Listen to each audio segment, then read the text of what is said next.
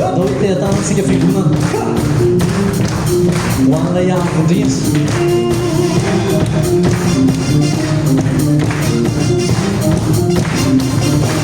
Wanilai mi peccia comune mi sei zafiandiana ni tani ufito era tu gogne ni lani giandiana Wanilai mi peccia comune mi sei zafiandiana ni tani ufito era tu gogne ni lani giandiana Quando mi affitti, quando mi affitti, quando mi affitti, quando mi affitti, quando mi affitti, quando mi affitti, quando mi affitti, quando mi affitti, tu ya me deraina, deraina, deraina, deraina, deraina, deraina, deraina, deraina.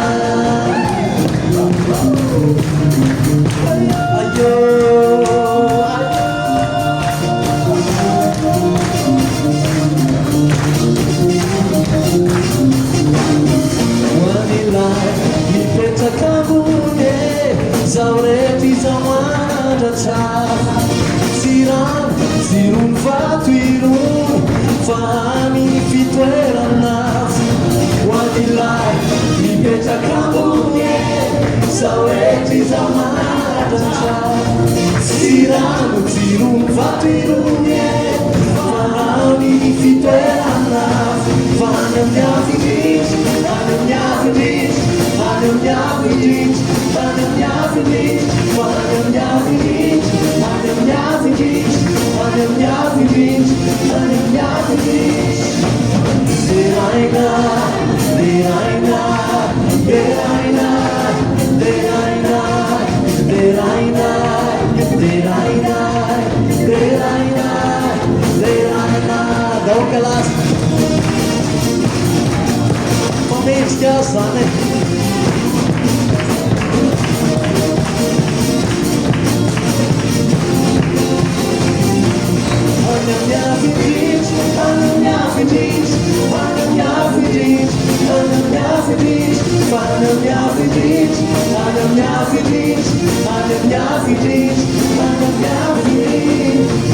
Deraina, deraina, deraina Deraina, deraina, deraina, deraina. Anda mi affitti, affitti, anda mi affitti, anda mi affitti, anda mi affitti, anda mi affitti, anda mi affitti, anda mi affitti, anda mi affitti. Deraina, deraina, deraina, deraina. Deraina, deraina, deraina, deraina, deraina, deraina, deraina, deraina, deraina, deraina, deraina, deraina.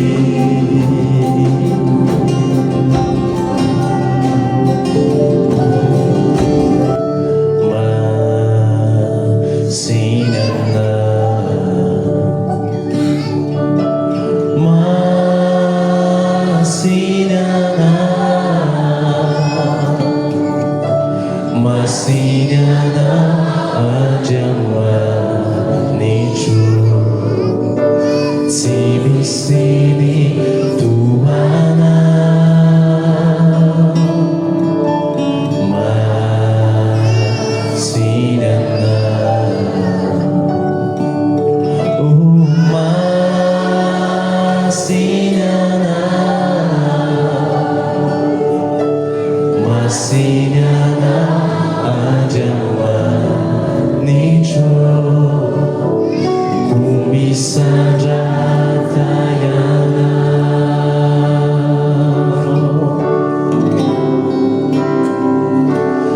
famandera ni Santo Luisa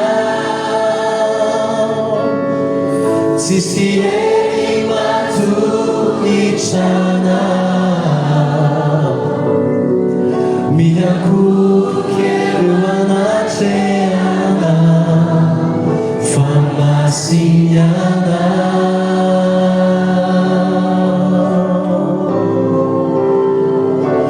facciami sai kamanja kizai simiuvana erina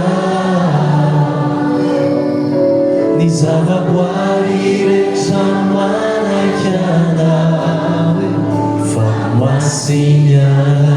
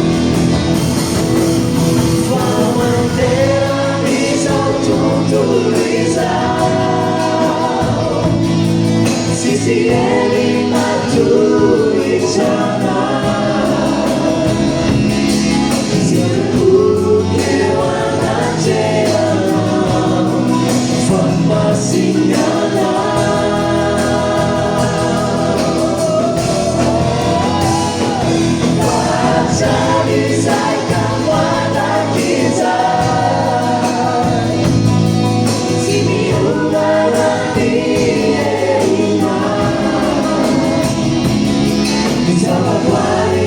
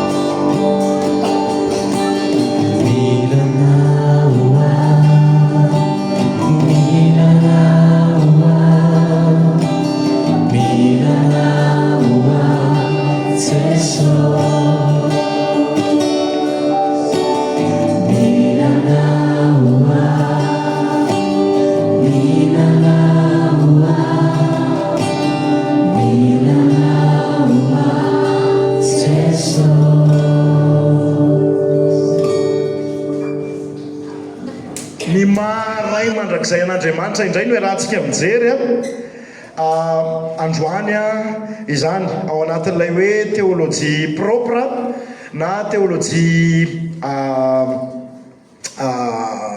zay le hoe théologie propre izay proprement dit moa zany tiako tenenina dia ilay hoe mianatra ny momba an'Andriamanitra mihitsy isika nandritra ny herinandro maromaro vitsivitsy izay mino fa nampianatra atsika alala bebe kokoa an'Andriamanitra le isa ao izy mahatsapa hoe mitombo fahalalana tsara an'Andriamanitra par rapport amin'izay tsika rehetrarehetra sorana ny tompo noho ny amin'izay hitatsika tamin'ny fampidirana n'ity fampianarana ity fa telo izay ray Andriamanitra miara-mino an'izany sika Andriamanitra ray zanaka fanahy masina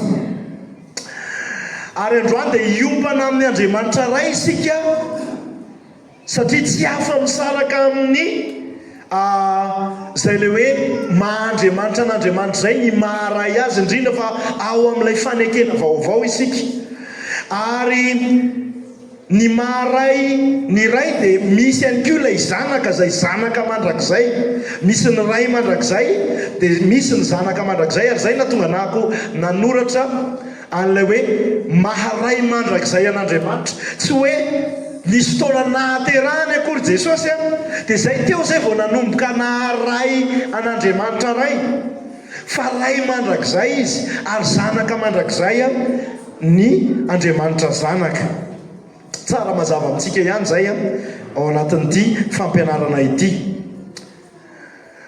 raha ara-pamaritana ny atao hoe ray dia lehilahy niteraka na manabe lehilahy mitondra fahefana eo amin'ny fiainan'ny olona anankiray zay mikendry zay ahasoan'ny olona iny izany zany hoe mety ara-boajanahary na ray an'ilay ray zany hoe tahakay niteraka ny tiony ary mety ihany koa ara-tsosialy no maharay ny olona anankiray zany hoe misy olona eo anivon'ny fiarahamonina eo anivon'ny fiangonana zay ahina olona anankiray manokana hoe mandray an'izay rôle na anjara ndraikitra maharay an'izay olona izay olona izay izany io raha io dia mitarika sy miahy olona anankiray na olona maromaro mety ho ara-nofo mety ho ara-piarahamonina na ho ara-panahy ihany koa izany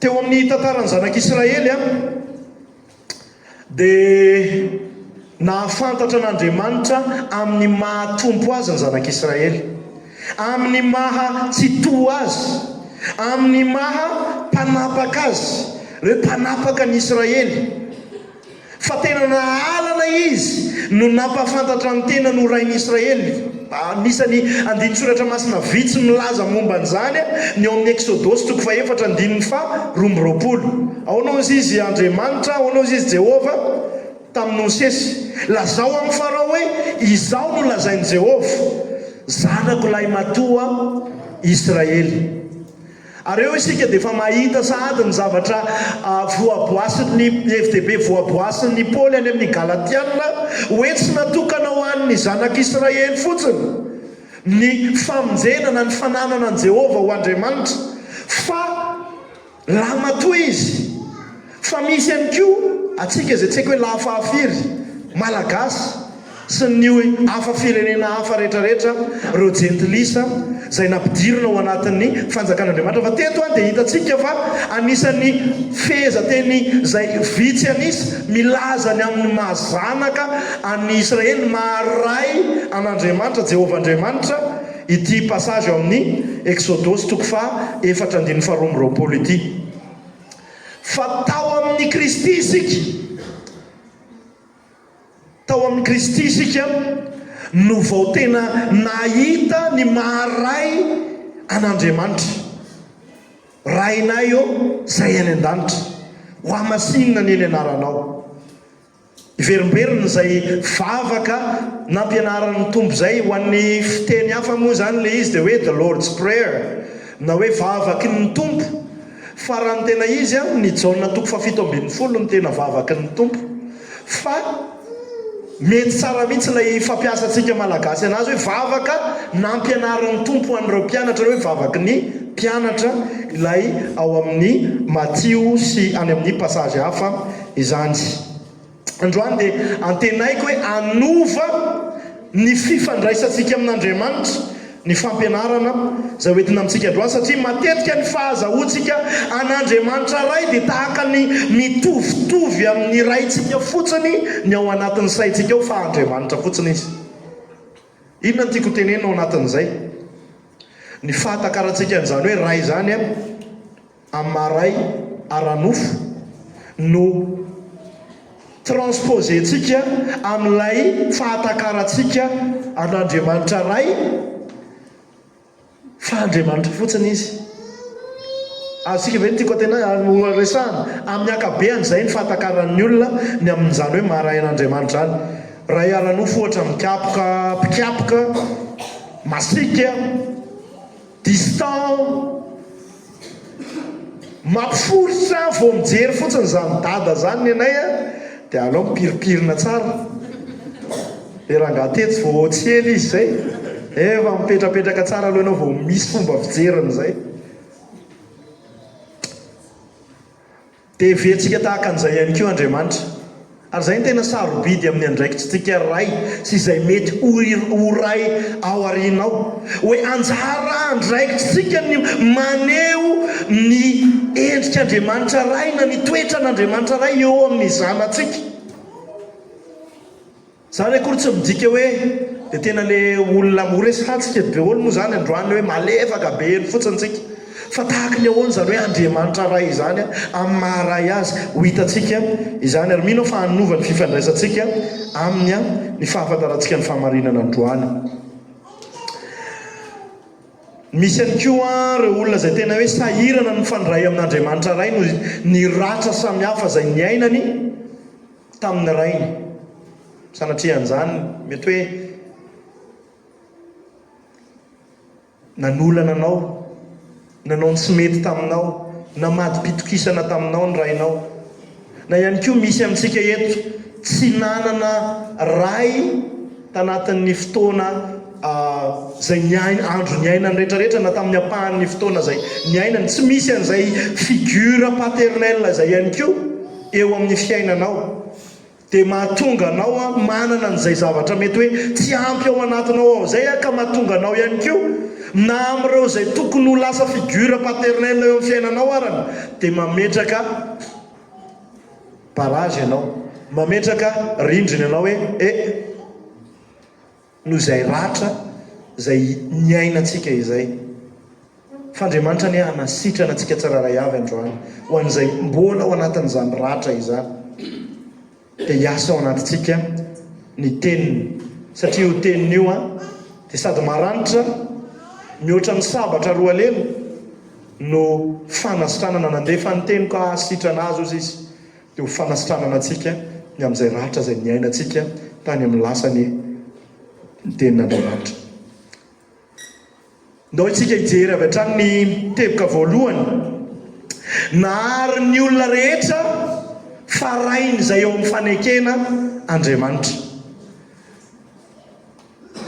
Nahary ny olona rehetra farainy zay ao amin'ny fanekena ihany Andriamanitra, apiko hoe ihany Andriamanitra. Genesis toko voalohany 17:20 dia milaza amintsika hoe ary Andriamanitra nahary ny olona tahaka ny endriny, tahaka ny endrik'Andriamanitra no nahariny azy, lahy sy vavy no namoronany azy. Mazava ho azy hoe pahary ny olombelona rehetra Andriamanitra fa tsy ny olona rehetra akory ny zanany. Matetika tsika amin'ny fiainantsika andavanandro dia tsy haintsika intsony ny manavaka an'izay fomba fijery salama ara-baiboly zay, fa eritreretintsika lasa universaliste isika hoe ny olona rehetrarehetra nanga dia zanak'Andriamanitra daholo tsy ny olona rehetrarehetra ny zanak'Andriamanitra fa ny olona rehetrarehetra dia noharian'Andriamanitra ary noharian'Andriamanitra araka ny endrik'Andriamanitra. misy namako anankiray mahafinaritra anahako zay ihany koa hoe mampisy an'ilay fampiavahana amin'izay le hoe ny olombelona rehetrarehetra sy ilay hoe olona ao amin'ny fanekena. dia ozy izy hoe ny olona rehetrarehetra ozy izy tsy eo amin'ny akabiany fa ny olona rehetrarehetra zay teraka mihitsy dia noariana araka ny endrik'Andriamanitra, fa ny olona zay eo amin'ny fanekenana ny olona zay ao amin'ny Kristy dia noariana ho araka ny endrika Kristy manokana. Zay le fanamasinana antsika le hoe mitombo fanahafana any Kristy bebe kokoa eo amin'ny fiainantsika isika. Fa tsara ny mazava ao anatin'ny fisainantsika hoe tsy ny olona rehetra no zanak'Andriamanitra izany. Ndoka antsika eo amin'ny Jaona tsoko voalohany andinin'ny 10 ka hatramin'ny 13 hoe rehefa napiditra any Jesosy amin'ny maha-Andriamanitra azy i Jaona zay mpianatra takaiky ny fony Jesosy, nahalala ny tahoam-pony Jesosy, ny ondana teo antratran'i Jesosy, fantany tsara mihitsy hoe iza Jesosy. Ary rehefa napiditra anazy fantatritsika angamba n'ilay paralelisme napetraka i Jaona ao amin'ny Jaona toko voalohany andiny voalohany sy ilay Genesis toko voalohany andininy voalohany. Tamin'ny voalohany Andriamanitra nahary ny lanitra sy ny tany. Tamin'ny voalohany teny ary ny teny dia tao amin'Andriamanitra, izy dia tao amin'Andriamanitra, ary ny teny dia Andriamanitra, izy dia tao amin'Andriamanitra tamin'ny voalohany izany. Fa ao amin'ny andininy 10 ka hatramin'ny 17 isika dia hiaraka hamaky teo amin'izao tontolo izao izy, ary izy no nanaovana izao tontolo izao. Zay lay Jesosy lay teny lay logos nahatongavany izao zavatra rehetrarehetra izao ho ary dia Jesosy lay teny tonga nofo. Fa izay rehetra nandray azy dia nomeny hery ho tonga inona zanak'Andriamanitra, dia izay mino ny anarany. Dia ireo izay tsy nateraky ny ra na ny sitrapony nofo na ny sitrapony olona, fa nateraka Andriamanitra. Zany hoe misy zany ireo zanak'Andriamanitra dia ireo nandray azy. Ahoana zany hoe nandray azy zany sika? Mino ny anarany, mino fa izy lay niran'Andriamanitra, izy lay zanak'Andriamanitra, izy lay Andriamanitra tonga nofo ho fato atsika noho ny amin'ny fahotantsika, ampiavana atsika amin'Andriamanitra ray. Satria misy an'izay mpifahavalo eo mahafahavalo atsika ao amin'ny fahaterahana ara-nofo zay dia hoe fahavalo isika voateraka. Sotra n'Andriamanitra sika ny amin'izay olona rehetrarehetra mitoejaza atao anivon'ny fiangonana, fa tadidio fa raha ara-panahy dia mbola teraka fahavalo aloha ny olombelona tsiraray avy, satria misy an'ilay mahampanota ao anatsika ao. Fa rehefa foazan'Andriamanitra amin'ny fiasan'ny fanahy masina ka tonga ao amin'ny lay fahateraham-baovao ny olona anankiray, dia eo izy no lasa nampihavanina tamin'Andriamanitra. Ary zay ny ilofosantsika ny amin'ireny zanatsika, ny amin'ireo zatovintsika, ny amintsika olon-dehibe ihany koa, mba hahalala n'izany filazantsara sy hiaina n'izany fahateraham-baovao zany. Nikodemosy dia efa tany amin'ny fahanterany vao nahalala, tsy fantatra hoe nandray fa nahalala, an'izany hoe kay misy zany fahateraham-baovao zany.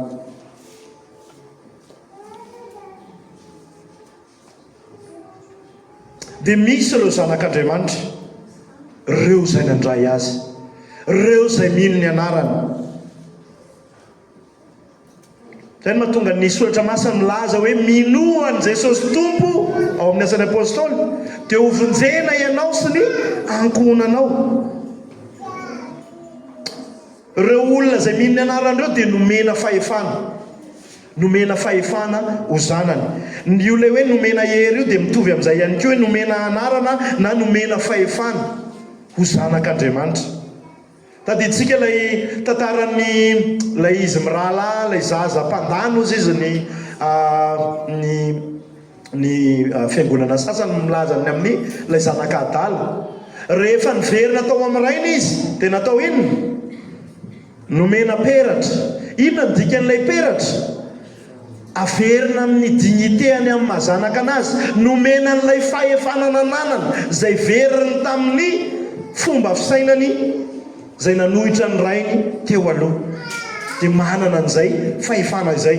Dia tahaka an'izany ihany koa isika, nomena n'ilay anarana maha kristianina antsika, nomena ny anarana maha mpanaradian'ny Kristy antsika amin'ny mahazanaka antsika izany. Dia inona ny condition mahazanaka? Ilay fahateraham-baovao, ilay nateraka ny rano, tenin'Andriamanitra sy ny fanahy mifanahy izay niasa tao anatintsika, nampahalala antsika fa mpanota mila hovonjena isika araka ilay hira izay nirahantsika vao teo izany. Dia milaza ihany koa nefany ny soratra masina ao anatin'izay hoe nahary ny olona rehetra Andriamanitra fa rain'ireo izay ao amin'ny fanekena ihany. Araka ny Jaona 5:7 dia misy ireo tsy zanak'Andriamanitra. Fa ny tenenan'i Jesosy azy ara dia hoe inona ozy izy? Ianareo avy amin'ny devoly rainareo. Ny fariseo sy ny sadoseo eo a. Jesosy tsy manao, tsy miala tsiny mihitsy amin'ny zavatra teneniny. Dia misy zany ny olona izay zanak'Andriamanitra satria nateraka ny rano sy ny fanahy. Fa misy ireo olona izay zanaky ny devoly raina, izay mpandainga sady rainy lainga.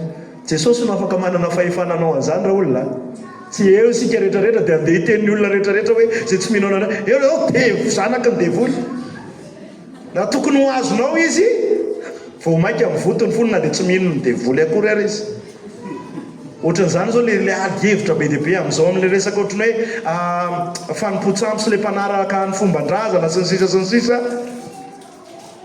Dia raha tokony hoe izy tsy tokony ho tezitra anie zareo satria tsy manana concept momba an'Andriamanitra sy Jesosy devoly akory.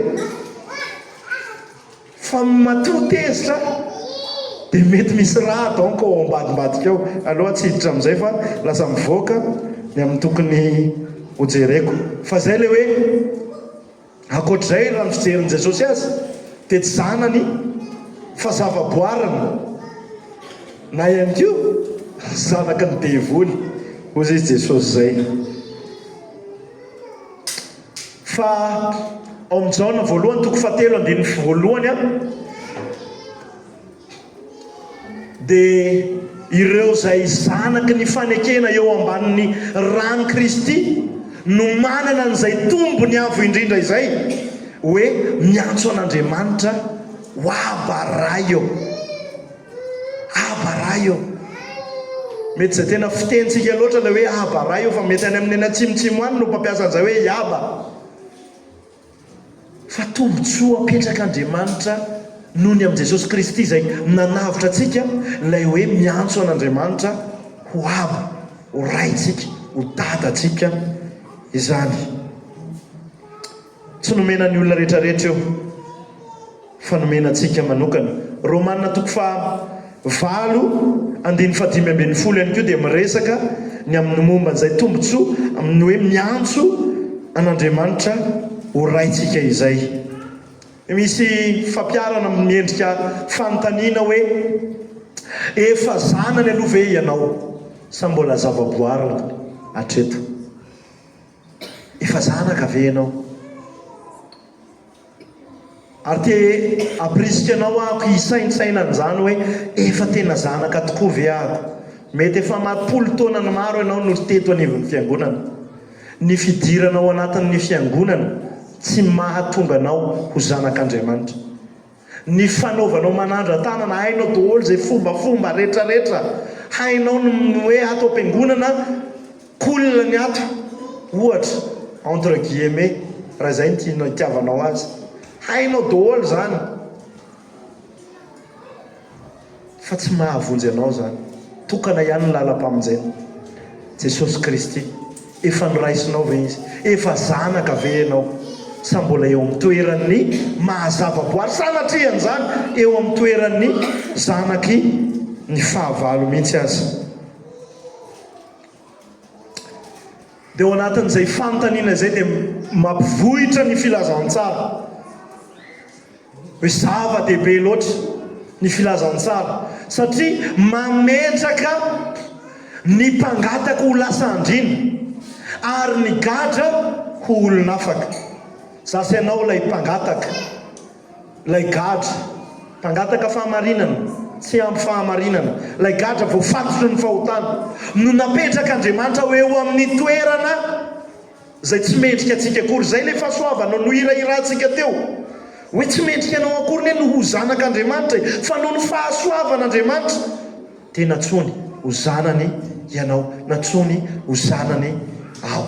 Afaka ny gadra, afaka ny fatorana, nametraka anao ho zanak'Andriamanitra, zanak'ilay mpanjaka ny mpanjaka, zanak'Andriana Jesosy Kristy. Io lay apahan'ny olona hoe nanafaka ny olona gadra ho amin'ny olona afaka sy nametraka ny mpangataka ho andrina, dia apahany eo amin'ny iran'ny ilay mpihira anankiray antsoina hoe filoikamina hoe isika ireo mpangataka nefa napetraka ho lasaka zanak'Andriana, isika ireo lay mpigadra nefa lasa no afahana izany. Ary zany tokoa ny nataon'i Kristy reo zay ivelany rehetra fanilika fanao tsinotsinona raha eo imason'Andriamanitra ny olombelona rehetrarehetra dia natsony ho zanany reo zay mamaly ny filazantsara. Ary fanorana arakaraka an'izay, raha zanaka dia mpandova ianao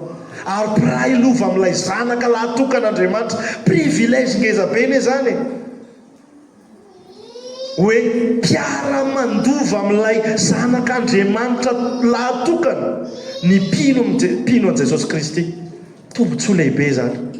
Raha mbola tsy eo amin'izay toeran'izay ianao androany, misokatra ny vavahady, misokatra ny varavarana, ho isany, ho raisiny ianao, ho vahany ny gadranao ary ametraka anao amin'ny toerana zay tsy eritreretinao mendrika homenanao akory ianao ao anatin'izay. Reo zay zanaky ny lahatokan'Andriamanitra dia nomena ny tombo-kase. Inona ny dika ny tombo-kase? Rehefa misy tombo-kase anankiray dia midika hoe tena avy amin'ilay organisme ara-dalàna ilay taratasy. Hoe misy tombo-kase mpanjakana ohatra, ary tsy hoe tsisy dikany ny anasiana ministera manokana eo amin'ny fitondram-panjakana hoe mpitahiry tombo-kase, satria misy manao fosika be dia be any, fa lay tombo-kasehan'ny fanjakana no tena izy ary misy marika amatarana anazy. Dia tahaka an'izany ihany koa lay fanahy masina zay noraisiny mino, zay ankalazaintsika amin'ny alahady ho avy zao ny nandrotsahana ny fanahy masina, dia iny no tombo-kase ho an'ireo zanaka rehetra izany. Ny faharoa dia hoe miivo amin'ny Kristy ny maharay an'Andriamanitra. Jaona 4:4-5 ka hatramin'ny 5 dia paralèlen'io ny Hébreo 1:1-5 iarahantsika mamaky ireo andalatsoratra masina ireo. Jaona 1:5-4 ka hatramin'ny 5 ka hatramin'ny 5. Hoy Jesosy taminy: izaho no lalana sy fahamarinana ary fiainana, tsy misy olona makany amin'ny ray afa-tsy amin'ny alalako. Raha mahafantatra ianareo dia ho fantatrareo ny raiko. Tadidio tsara, miivo amin'ny Kristy ny maharay an'Andriamanitra. Zay le teboka iarahantsika mijery eto. Ary hatramin'izao dia mahafantatra azy ianareo satria sady efa nahita azy. Hoy Filipo taminy: Tompo, asy ho ianay ndray dia ampy anay izay. Hoy Jesosy taminy: zay elizay no efa nitoerako teto aminareo, ka tsy mbola fantatrao ihany va ry Filipo? Zay nahita dia nahita ny ray. Ko ahoana nanaovanareo hoe ase ho ianay ny ray?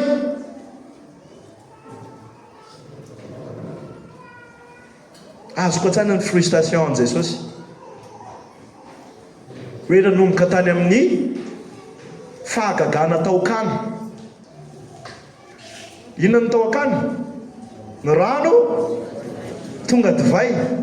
Iny fahagagana voalohany iny inona ny antony nanaovan'i Jesosy an'iny? Tsy hoe mba hanomeza voninahitra any Maria reniny, fa ahafantaran'ny mpianatra fa izy la izy. Dia nefa ny ara nandeha tamin'ny teny Filipo sy ireo mpianatra rehetrarehetra, fa mbola tsy nahafantatra na mbola tsy resy lahatra ny amin'ny maha endrik'Andriamanitra ray na taratry ny voninahitr'Andriamanitra ray an Jesosy Kristy, izay resahana amin'ny Hebreo 1:7 hoe izy no famirapiratany ny voninahiny sy endriky ny tenany indrindra. Iza io izy io? Jesosy. Zany hoe tsy hafa misaraka amin'ny Kristy Andriamanitra zanaka, Andriamanitra zanaka mandrakizay ny maharay an'Andriamanitra. Raha tsy Kristy amin'ny mahazanaka azy dia tsy ho nalalan'Andriamanitra ray izasy ianao. Zany hoe Kristy no nahalalantsika ny ray, Kristy no endriky ny voninahitra, famirapiratany voninahitry ny ray. Ary raha ny tena izy ny asan'i Jesosy Kristy teto, anisan'ny faratampony ao anatin'ilay asany ilay teo amin'ny hazo fijaliana, ny fandevenana azy sy ny fitsanganana, fa ny nampafantatra ny ray no anisan'ny tena no resahany rehefa maheno sika mamaky ny eo amin'ny evanjely, eny evanjely mihitsy ny filazantsara anakefatra, Matteo, Marka, Luka, John, dia miresaka matetika an'izay hoe ny raiko, zao ny sitrapon'ny raiko, ny raiko. Asan'i Jesosy zany raha te hahafantatra ianao, anisany anjara asan'i Jesosy ny nampahafantatra an'Andriamanitra ray tamin'izy tetỳ ambonin'ny tany. Ary tohizako na dia tokony mbola milady ara no resaka an'izay, asan'ny fanahy masina indray ao anatin'ny Trinité no mampafantatra ny ray sy ny zanaka. Dia tsy mialina ny fanahy masina raha ohatra ka omem-boninahitra ny ray sy ny zanaka, satria izay mihitsy ny asany, manao an'izay ao anatsika hoe ahalalantsika ny ray sy ny zanaka. Fa eto moa ny ray sy ny zanaka no resahantsika, dia ny zanaka mampahafantatra ny ray izany. Ireo ny andinin-tsoratra masina miresaka an'izany, Jaona voalohany andininy faha 7:20 sy ny Jaona 7:20 andininy faha 9:20. Ary rehefa mamaky an'io vavaky ny tompo ao amin'ny Jaona 7:20 io tsika dia mahita mialalana kokoa an'izany maharay ny ray sy ny zanaka izany, ary ny fanomezan'ny zanaka voninahitra n'ilay rainy. Jesosy izy tenany dia tena nandray ny ray ho rainy, ary napitany tamintsika ihany koa izany hoe io Andriamanitra io marina fe fanalalana azy hatramin'izay amanarivo taona izay ny zanak'Israely, fa nanomboka teo amin'ny Jesosy dia révolutionnaire mihitsy hoe nahafantatra ny amin'ny maharay an'Andriamanitra isika olombelona. Teo anatin'izay maharay izay ihany dia sady entitra nefa tia fifandraisana amin'ny zanany Andriamanitra. Inona le sary hitantsika eo amin'ilay sary kely eo amin'ny sisiny tsy dia tena hita loatra? Miaratsiny aminareo ato fa miaraka mijery ary tsika. Liona sady zanak'ondry. Ialana tsiny moa zany fa dia amin'ny manaraka atao mora hita kokoa ilay sary. Donc antsika iaraka mamaky ny tenin'Andriamanitra ao amin'ny Hebreo 12:20 andininy faha 5 ka hatramin'ny faha 2:20. Hebreo 12:20 andininy faha 5 ka hatramin'ny faha 2:20.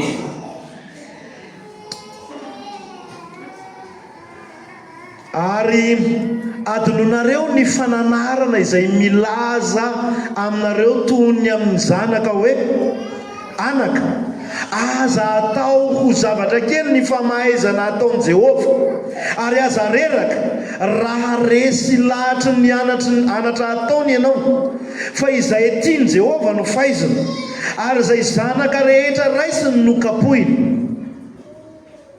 Famahaizana no antony aretanareo. Andriamanitra mitondra anareo tahaka ny zanaka, fa aiza moa izay zanaka tsy fahaizin-drainy? fa raha tsy fahaizana tahaka nitondrana azy rehetra ianareo dia zazasary. Mety ampiana kely ilay zazasary hoe zaza tsy manandray, zay ndikan'ilay zazasary, tsy manana olona miteny manana fahefana eo amin'ny fiainany, zay ilay hoe tsy manandray zazasary. Dia zazasary fa tsy zanaka. Ary koa isika dia nanana ny rainy nofontsika ho mpanafay atsika ka efa nanaja azy. Tsy mainka avany any akentsika ny rainy fanahy ka ho velona isika, fa ireny dia nanao izay hahafay antsika tamin'ny andro vitsivitsy araka izay sitrapony Dada zany eo. Fa izy kosa Andriamanitra dia niahasoa mba handraisantsika ny fahamasinana, fa ny famaizana rehetra dia tsy mba atao ho mahafaly andro anaovana, fa mampahory. Fa rehefa afaka izany dia vao mitondra ny vokatry ny fahamarinana hiadana ho an'izay nanaovana azy izy.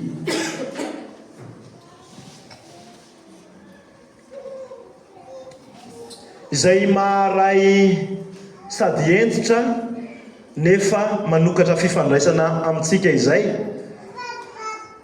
dia ao amin'Andriamanitra ray, ao amin'Andriamanitra zanaka, ary ao amin'Andriamanitra fanahy ihany koa. Fantatsika fa mihiry isika matetika ary hitantsika amin'ny Apokalipsy hoe Jesosy Kristy ilay sady liona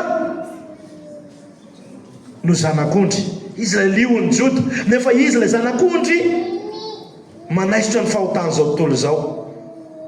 Hitantsika ihany koa ny fanahy masina izay fanahy malefaka tahaka ny domoina no endrika isehoany. Fa fantatsika ihany koa fa fanahy mahery, ilay fanahy izay noraisin'ny mino izany. Mila fahaiza mandanjalanja io fifandraisana amin'Andriamanitra io isika rehefa mpanaradian'i Kristy. Indraindray tsika mieritreritra hoe Andriamanitra ray dia ilay Andriamanitra le fitiavana fotsiny, dia le fitiavana lay amin'ny définition antsika le fitiavana, fa tsy le définition an'Andriamanitra izay nijerentsika tamin'ny fotoana efa tany amin'ny lasa izay. Fa entitra Andriamanitra raha lasa anabavy. Ary hitantsika ao anatin'io teny tao amin'ny Hebreo 12:20 io, ny maha-Andriamanitra entitra azy ary manafay izy, manafay amin'ny fitiavana, tsy tahaka ny ray amin'izao tontolo izao izay mety hoe tsy haiko langolangon'ny raritsaina avy any ampiasana any izy dia any amin'ny kakizo no manapatra. Tsy haiko aloha ny dadanareo fa ny dadanay nanao an'izany any. Fa tena fantatsika fa manao izay mahasoa. Dia indraindray tsika mieritreritra n'ilay hirany besa moa iny, ny Andriamanitra inoko ahoana ny toeny, tsy Andriamanitra masika mpanasazy. Iny ilay tiany besa manokany ho hitany amin'Andriamanitra fa Andriamanitra manasazy izy, tsy mpamorona elo izy. Iza ny namorona ny elo? Andriamanitra ny namorona ny elo. Ary natokany ho an'ireo izay tsy tia azy, tsy tia ny fahasoavany, tsy tia ny famonjeny, natokana ho an'ny devoly. Fa ireo izay nanaraka ny devoly ihany koa. Mila misaina tsantsika rehefa mihira n'ireny karazana hira ireny zay ohatry ny tahaka ny mahafinaritra antsika sy tiantsika kokoa le izy, fa raha ny Andriamanitra resahan'ny Baiboly dia tena manasazy tokoa izy. Raha ny Andriamanitra resahan'ny Baiboly dia entitra izy, manafay izy ny zanany, satria tia nosy tsara ny zanany. Mamakytsika n'io Hebreo io ary averimberena io any an-trano raha ohatra ka mbola tsy resy lahatra isika no momba an'izany. Izay nosisako hoe velaro le fahatakarantsika n'izay le hoe mahafitiavana an'Andriamanitra izay. Tsy lay hitiavantsika an'Andriamanitra fa lay hitiavany atsika. dia ao anatin'ny fitiavany dia manafay mananatra manitsy lay Andriamanitsika.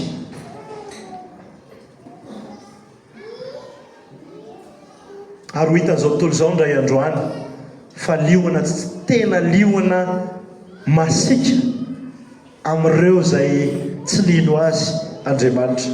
Amintsika izy maneho an'izay sady zanak'ondry izay no sady enitra ihany koa, fa amin'izao tontolo izao dia tsy hisy fahasaito ho hitan'ireo izay tsy mino an'Andriamanitra ankoatran'ny izay mahaliona masika ary tena andravarava an'ireo izay tsy mino azy izy. Dikan'izay dia ho fampiarana dia hoe ifakazarantsika Andriamanitra fa omentsika aja maray azy. Inona ny vavaka nampianaran'ny Tompo miara-miteny isika? Rainay izay any an-danitra. Ilay rainay dia tahaka ny hoe Andriamanitra akaiky ny fo izy, tokony ho izay tokoa izy, fa tsy mijanona eo amin'ilay hoe rainay fotsiny ilay izy, fa mbola mitohy hoe ho amasinina anie ny anaranao, hatao anie ny sitraponao. Dikan'izay hajaina sy ankatoavina izay tenenina. Raha ray ahako ahoana ny toeny ao amin'ny Malaky? Raha Tompo aiza izay tahotra indraindray fohy ny fahitantsika n'ilay Andriamanitra ray tsy mivelatra, fa izay Andriamanitra manasa antsika nohony amin'ny Kristy Jesosy izy, dia izay ray izay fadadidio fa tokony omentsika azy ny aja sy ny fankatoavana fanajana azy. Tahaka an'izany ihany koa ny fifandraisantsika. Isika mifandray tena hoe ny sasany amintsika tsy miantso anahako hoe pastera, za tsy mametraka hoe tsy maintsy atsoy pastera,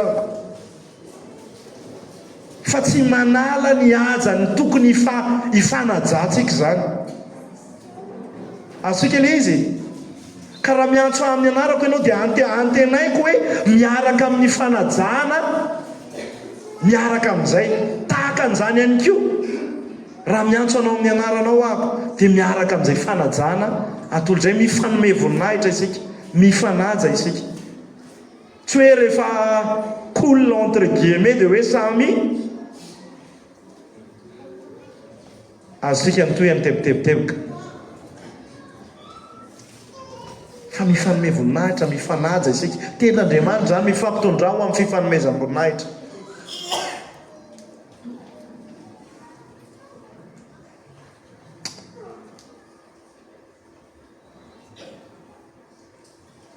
Manana teny raisika mpamatorana tokony hoe kentsika Andriamanitra. Misy amin'ireny teny ireny tsy manan-tsafidy isika fa tsy maintsy ho eo amin'ny fankatoavana, dia ajaho amin'izay lay rainao, lay Andriamanitsika. Amen.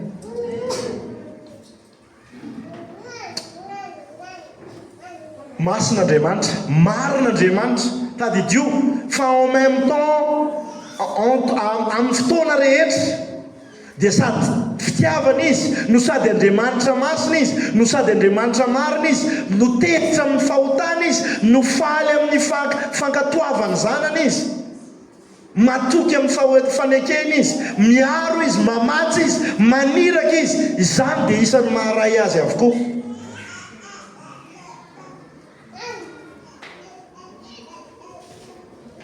Tsy masika Andriamanitra eo amin'ilay zanany io resantsika eo, kanefa tsy manaiky izay tiantsika atao rehetra ihany koa nefany.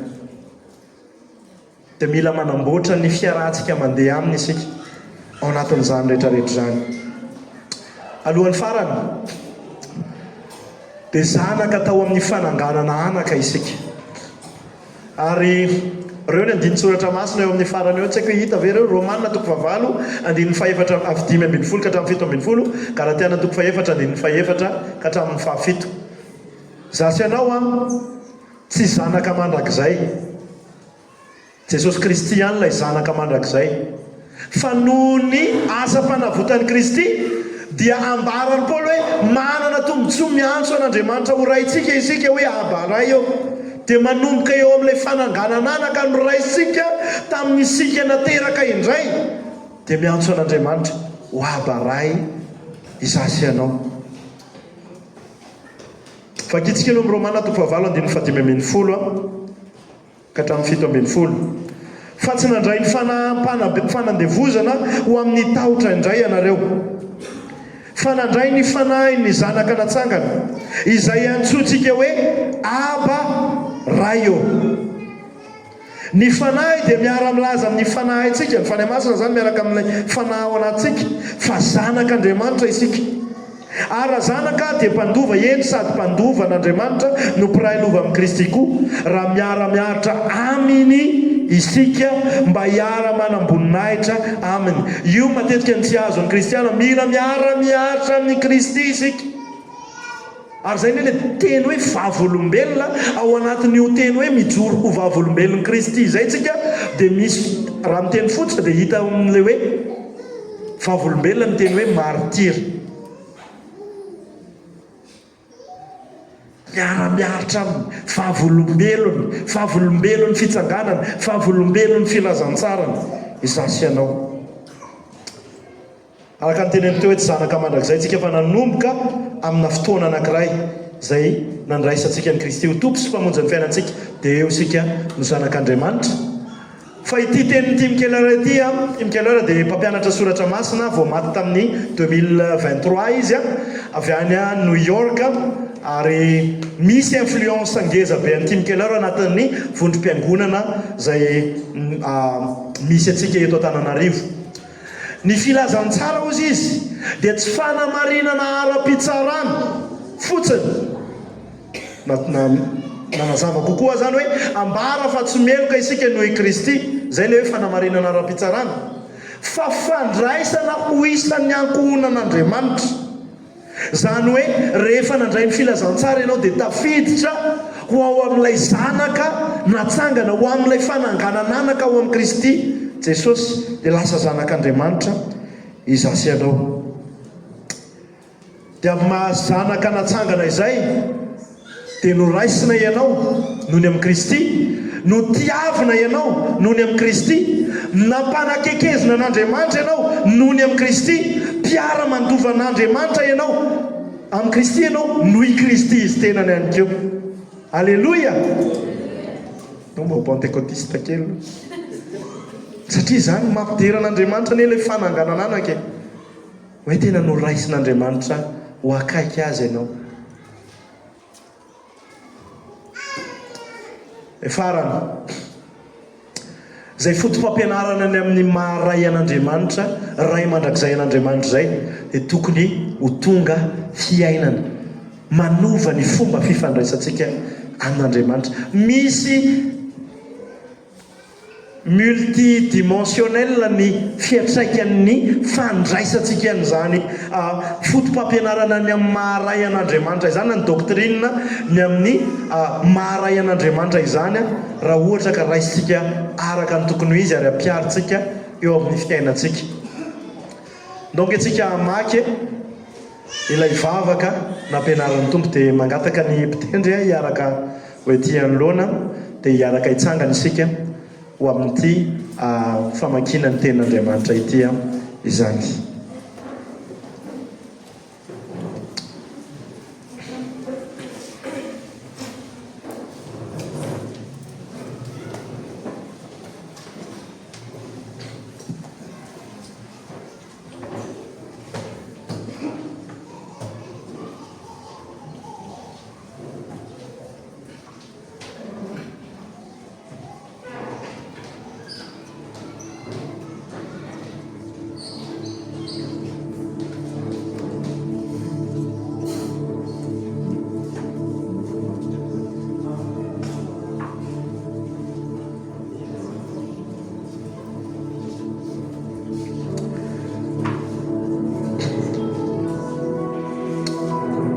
Mateo 9:1-7 ka hatramin'ny 7:10.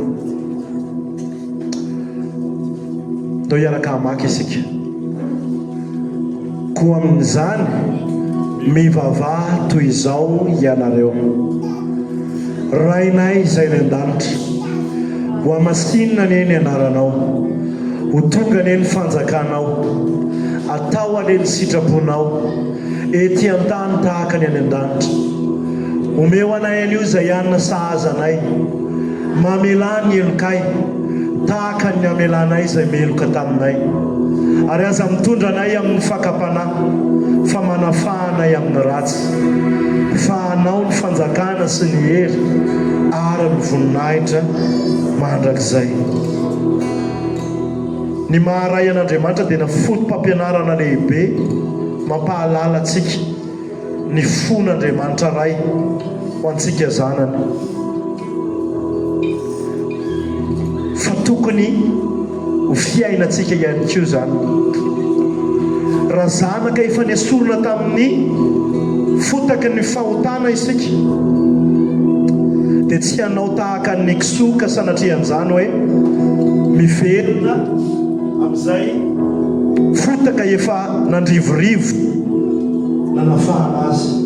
Tsy hanao tahaka ny ambosana tian'izany any koa ka hoe miverina amin'izay efa nalohany.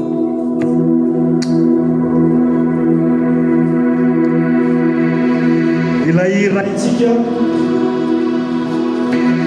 dia ifandraisantsika amin'ny filana andavanandro. Omeo anay an'io izay anina sahaza ho anay, fa asaitsika ihany koa izy eo amin'ny fiainantsika, hiazona antsika ho mangarahara, miazona antsika amin'ny fiainantsika andavanandro ho mangarahara, mamelany elokay tahaka, dia mahafantatra Andriamanitra hoe tena namela ny eloka izay meloka tamintsika tokoa ve tsika, sa miazona ny fahotany hafa amintsika, miazona antsika ho mangarahara ilay Andriamanitra ray. Ary ny fahatelo farany, angatahantsika hiaro sy hanafaka antsika izy. Betsaka ireo zavatra mbola mamatotra antsika, misintona antsika tsy hanahaka ny Kristy bebe kokoa.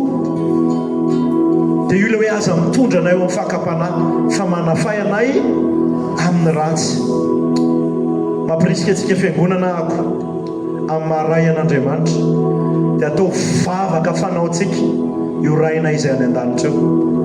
Rehefa avy ny vavaka ianao na alohan'ny vavaka, aza atao hoe ho inspiration fotsiny, hoe atao lasitra le izy dia atao mitovitovy amin'iny ny zavatra, fa io vavaka nampianarin'Andriamanitra zanaka ny mpianana io dia ndao ataontsika fanao hoe rainay izay any an-danitra ho amasinina ny eny anaranao.